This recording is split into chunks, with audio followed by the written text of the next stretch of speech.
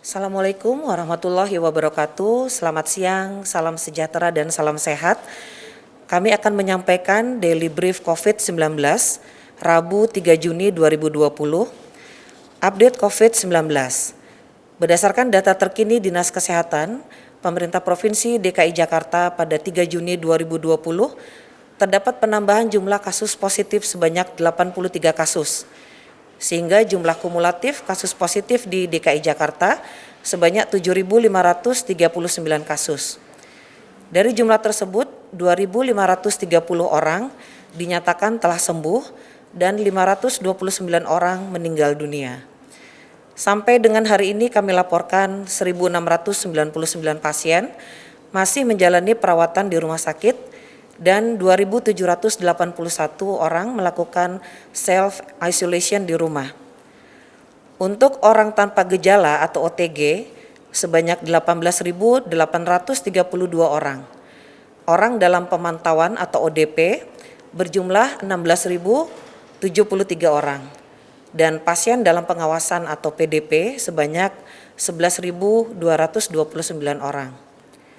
Untuk kemampuan pemeriksaan laboratorium PCR di DKI Jakarta, pemerintah Provinsi DKI Jakarta juga telah meningkatkan kapasitas pemeriksaan dengan metode real-time PCR dengan membangun laboratorium satelit COVID-19 berlokasi di sebagian lahan RSUD Pasar Minggu dan Rumah Sakit Khusus Daerah Durensawit sejak 9 April 2020.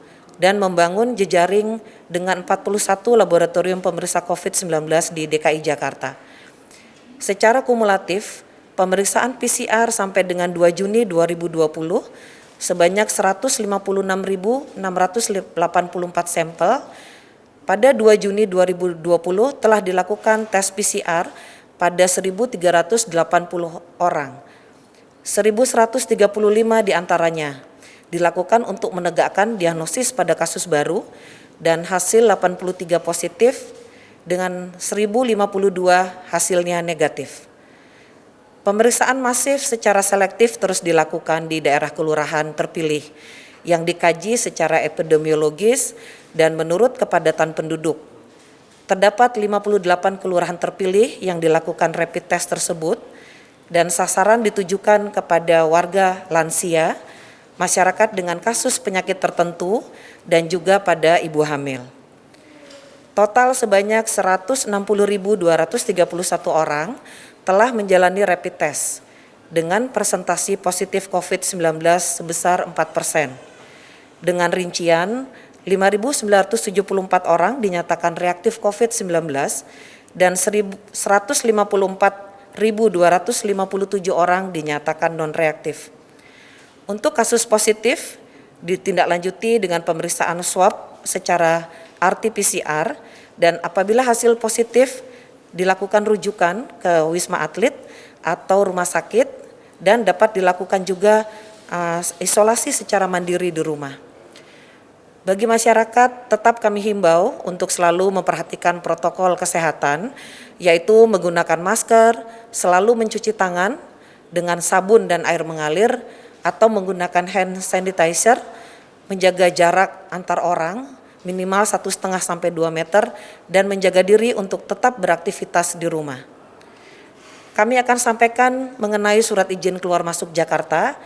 Seperti diketahui Pemprov DKI Jakarta masih menerapkan mekanisme perizinan bagi penduduk Jakarta saat keluar kawasan Jabodetabek dan penduduk dari luar Jabodetabek saat masuk ke Jakarta melalui surat izin keluar masuk atau SIKM.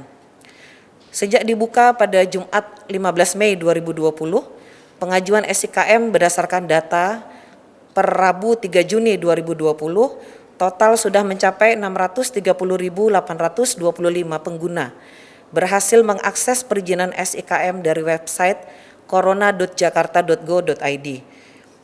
Dan tercatat 49.483 permohonan SIKM yang diterima.